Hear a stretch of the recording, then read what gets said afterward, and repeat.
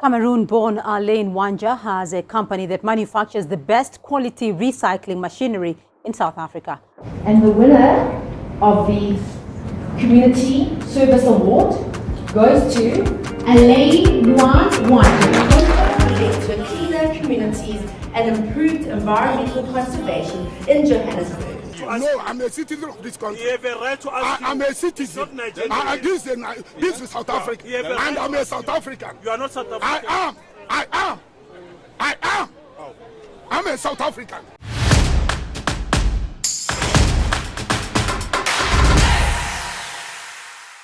To all the South Africans who are busy saying Baba Hambe, to all the Dudula people, I'm here now to talk to you about something that I think you should also think about, consider, and see if you are actually doing the right thing or not. To start with, you are saying that foreigners are taking your jobs. You are saying that we are littering your clinics. You are saying that foreigners are selling drugs in South Africa. You are saying that foreigners are taking your women. All these excuses that you are saying, if you come to think of it, 90% of these people who are busy to do lying on the streets have nothing to add in the economy. It's very difficult to see a South African who's willing to start a business. 90% of the time, they are looking for a job. Who is supposed to create these jobs? That question goes back to you. Come to think about it. ShopRite, Pick and Pay, Spar, Anglo-American, all these mines. I can tell you now, 60 to 70% of them are owned by foreigners. But now, all you think about is that foreigners is bringing negative impact in South Africa. Let me use myself like an example. I came to South Africa 2009. What did I do? I was a motor mechanic by then. When I got here, with the vision that I had in mind, I knew that I was coming to do motor mechanics in South Africa. When I got here, I could tell that that business is not going to do what I came here to do. Now, what did I ask? Where is there a gap in the market that I can fit myself in? Where I come from, we work for ourselves. 90% of the time in my country, which is Cameroon, we work for ourselves. One day I heard of this xenophobia, what thing. I didn't even know what that means. Because in my country, I knew a lot of South Africans who were working for MTN and all these other networks and all that. But then, to continue with me and my journey, how I started rolling in South Africa, I saw kids pulling these trolleys, these ones who are busy picking the empty containers on the streets. I asked myself, where are they taking these things? I followed them, saw where they took these things to sell. But now, I was trying to ask, which solution can I grant to these people who are picking these containers on the streets? Because I could tell that a full bag of Coke bottles will not even weigh up to 100 kilos. I started doing a research. To God be the glory, I created a company called Ruby Dust, where we manufacture recycling machineries. Now, I am a foreigner in your country. I'm looking for a space to fit myself. I'm looking for a space where I can also contribute in the economy. And what did I do? I ended up creating a brand that is helping more than 5,000 South Africans right now. But 90% of the times when I'm stopped on the road, when they ask me, where are you from? I'm from Cameroon. Most of the times the officers, they get angry. They think I'm here to steal your jobs. They think I'm here to steal your women. They think I'm here to, I don't know. Forgetting to know that it's not all foreigners that are here to steal jobs. Most of us are here to create jobs. Because a lot of South Africans are so lazy, so scared, that they are not even willing to try. Most of the times when I go to companies to buy, they will ask me, how do you manage to keep this company going for the past 16 years? I will tell them it's very easy. You can also start a business. First thing they will tell me is that, what if it fails? And then I'll turn around and ask them, what if you win? South Africans will complain, we don't have a starting capital. Where did I get a starting capital? You start from somewhere. Start small. Believe in yourself. Push. If you want sponsorship, you must show them what you want them to sponsor. You don't get sponsorship from zero. So at the end of the day, most of them, they'll say, no, you were supposed to do this business in your country. But now, why can't you also say, no, you were supposed to employ this more than 5,000 people in your country? Because now I'm benefiting you. Am I right? When it's something that is benefiting you, you are in. But if it's something that is going to be 50-50, you are not in. Some of those people who are busy fighting this xenophobia thing, I can tell you that is pure illiteracy because you don't know what you're doing. Now, some of you are saying all foreigners must go back to their countries. It happens now that I'm going back to Cameroon. How many people are going to go hungry? How many people are going to get to the streets? You don't think about that. You are busy saying foreigners must go, but you forget that most of these foreigners created jobs for your people.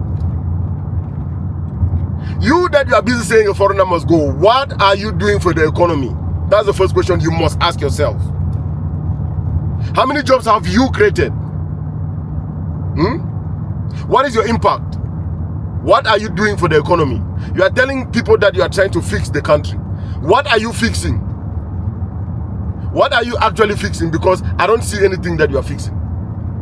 You are always marching on the streets. Someone who's got a job doesn't have time to go on the streets. Someone who's having a company to run doesn't have time to go on the streets. It's 90% of those people who don't want to put efforts who are on the streets trying to destabilize the economy for no good reason. There is no country on this planet Earth that doesn't have a foreigner. Most of us foreigners have documents, but when you are stopped on the road, they will still take you for 2-3 days. They will put you inside and tell you they want to go and verify these documents. These are documents it took more than 2 to 3 years to get them. What is the point having documents in South Africa where at the end of the day they will still take you in and say they want to verify these documents? South Africa is claiming to be the best country in the world. How come you don't have a system that is also on the roadside, on your roadblocks, that can also verify these documents on point? Driver's licenses are verified on point. Why are permits not also verified on point?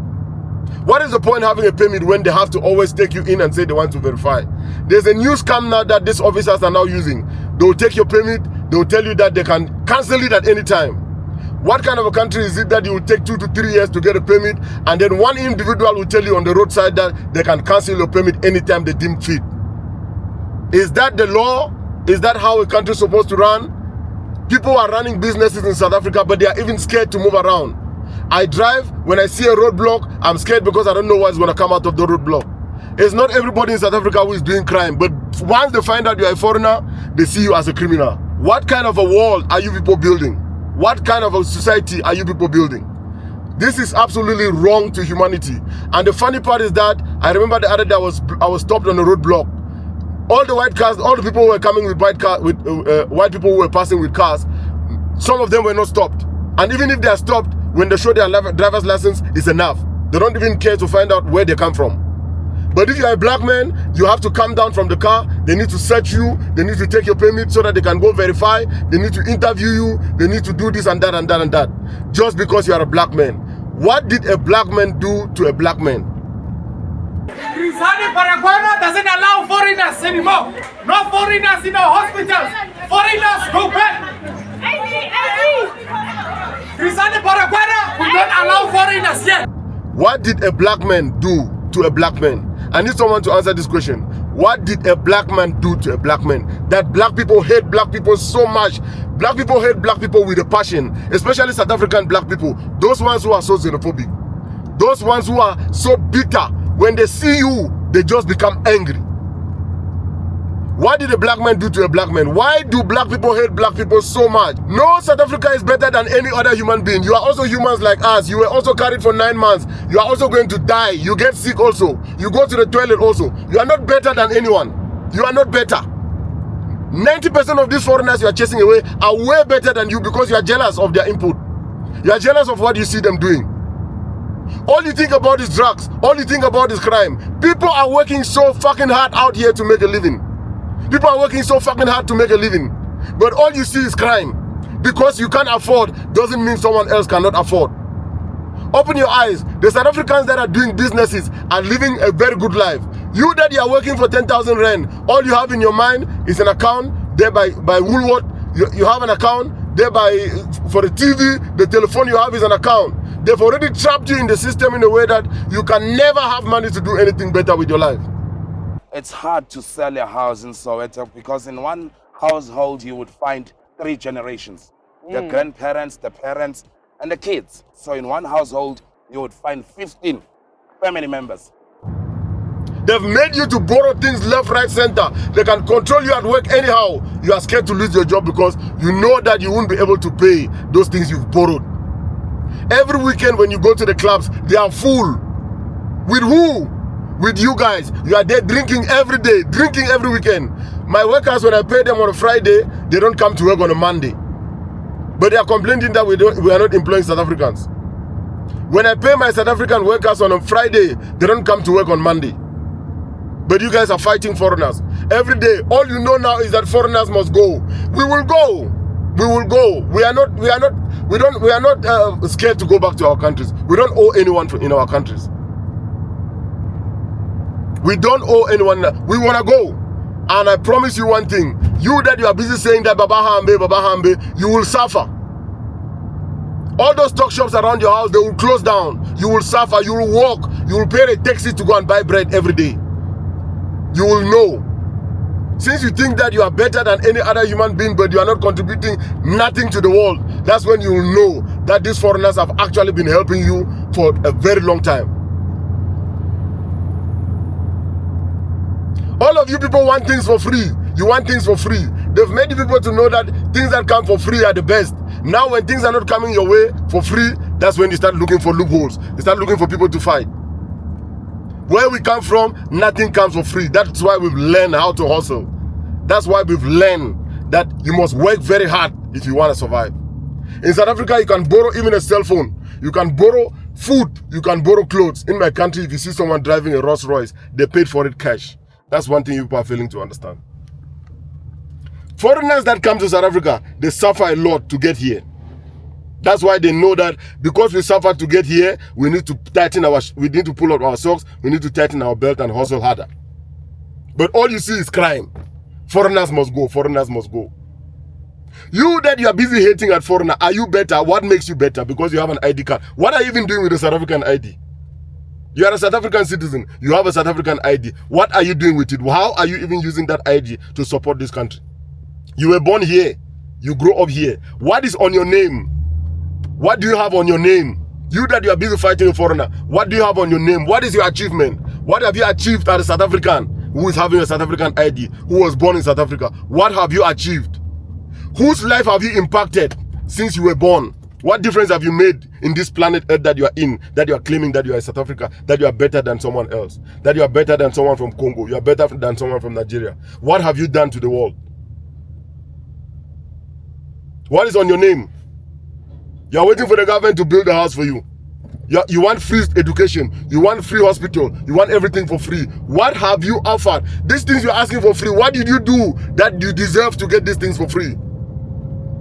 Your generation now is not even the generation that fought for the country, but you want things for free. What do you want? Why do you want things for free? The earlier those of you who are busy fighting foreigners learn that instead of fighting foreigners, you must learn from foreigners, the better for you. They always say if you can't beat them, join them. The clever South Africans, I promise you now, if I post this video, the clever South Africans will tell you that you are sleeping. Just look at it nicely. If ever you see a foreigner that is having a South African ID, that person can never be broke in their lives. Never. If you see a foreigner in South Africa that has become a citizen, I promise you one thing, you can never see a broke foreigner that is having a citizenship in South Africa. Even one, you can never see it. But you guys, you have IDs, you have what, you have opportunities. The bank is waiting for you. The schools are waiting for you. What are you people looking for? You are full of excuses. If you want to challenge me now, start your own business, create this job employment, fill up these gaps. Show the foreigners that we can cope without you. I have sold machines across South Africa. Just for them to tighten something that is loose, they can't. I have to fly just to go and tighten a screw and come back.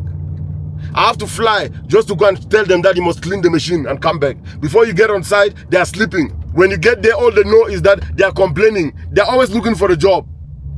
They want to move from one job to another. They are always looking for a job. Who must create these jobs? Who is supposed to create this job? Let us act within the framework of the law. All you think about is the government. You are complaining, the government. Is the government the one who gave birth to you? Illegal action against Is Cyril Ramaphosa your father? Is he your father? Is the government the one who gave birth to you? and these things often get out of hand. They always mutate into I'm telling you, this is so disappointing because I don't see how humans that will grow up and feel like putting blames on other people will make things better. No. But one thing for sure is that if you carry on like this, give yourself 5 years, you will understand. You will understand that all these countries, all these people that are flying to come to South Africa, they didn't do it by mistake. It's because their government also started doing funny things that made them to start leaving the country. There's a lot of potential people in South Africa now that are helping the community in one way or the other. Doctors, nurses, engineers, critical skills from other countries that are busy helping this country just because their own government was not able to do all those things for them.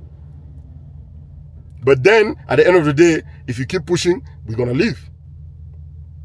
I, for one, I don't plan to stay here anymore because it doesn't make any sense. I've been doing business in South Africa for more than 15 years. I have all the necessary papers, but every single day, I must go through a process of interview. I must be kept in the back of a van. They want to make sure my permit is right. Every single day, they want to make sure my permit is right. Until how long? When I'm driving, I see a police behind me. I'm already scared because they're going to stop me. They're going to search me. They're going to do this. They're going to do that. They're going to harass me. They're going to abuse me. They're going to say these queries. They're selling drugs.